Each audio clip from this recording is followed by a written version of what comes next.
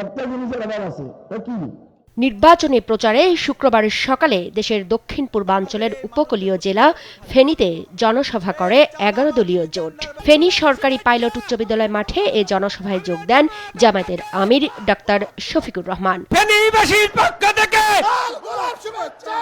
প্রধান অতিথির ভাষণে তিনি জুলাই যোদ্ধাদের স্মরণ করেন ফেনী নদী নিয়ে প্রতিবাদ করায় প্রাণ হারানো বুয়েটের শিক্ষার্থী আবরার ফাহাদকে। ভিগো ওয়্যার গার্ড প্রয়োজন মতো বাঁকানো যায়, অধিক চাপেও ভাঙে না। ভিগো। সাবেক প্রধানমন্ত্রী বিএনপি সাবেক চেয়ারপারসন বেগম খালেদা জিয়াকে, যতদিন ফেনী দুনিয়ায় বেঁচে থাকবে আমার অনুরোধ থাকবে আপনারা আবরার ফাহিদকে আপনাদের কলিজায় আপনাদের হৃদয়ে একটু জায়গা দিয়ে রাখবেন। প্রচারণায় নিজ দলের প্রতিশ্রুতি তুলে ধরেন শফিকুর রহমান। গণভোটে হায়ের পক্ষে রায় চান তিনি।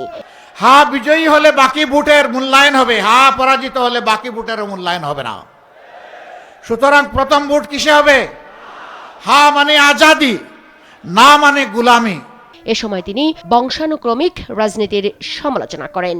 অতীতের বস্তা পচা রাজনীতি যেটা ফ্যাসিবাদ উপহার দিয়েছে, এক না একতন্ত্র উপহার দিয়েছে, দুর্নীতিতে দেশকে চ্যাম্পিয়ন বানিয়েছে, ডুবিয়ে দিয়েছে, ওই রাজনীতিকে আমরা লাল কার্ড দেখাতে চাই।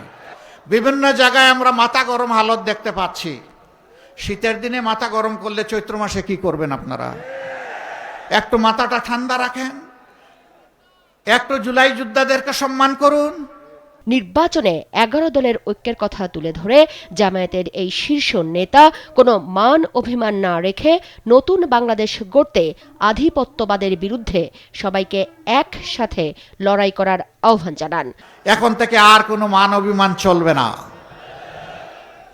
একদম মিলেমিশে একাকার হয়ে লড়াই করে আধিপত্যবাদের বিরুদ্ধে, দুর্নীতির বিরুদ্ধে, চাঁদাবাজির বিরুদ্ধে, মামলা বাণিজ্যের বিরুদ্ধে, মা বোনদের গায়ে হাত তোলার বিরুদ্ধে আজকে এই ভোটগুলা তুলে আনতে হবে ইনশাআল্লাহ। পরে নোয়াখালীর জনসভায় যোগ দেন জামায়াতের আমির। সমালোচনা করেন 5 আগস্টের পর নতুন দেশ গড়া প্রত্যয় নিয়েও একটি দল তা থেকে দূরে সরে গেছে। যারা দেশকে ভালোবাসার প্রমাণ দিতে পেরেছেন, ইনশাআল্লাহ আগামী তাদের হাতে যদি দেশ আসে তাহলে ভালোবাসার একটা দেশ তৈরি করা সম্ভব।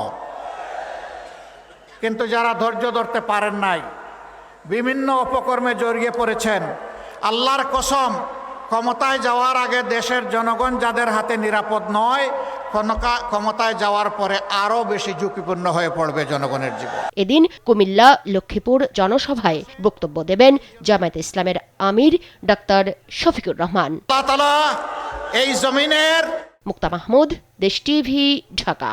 মানুষের পর ইনসাফ কায়েমে তাকে অবদান রাখার তৌফিক দান করুন।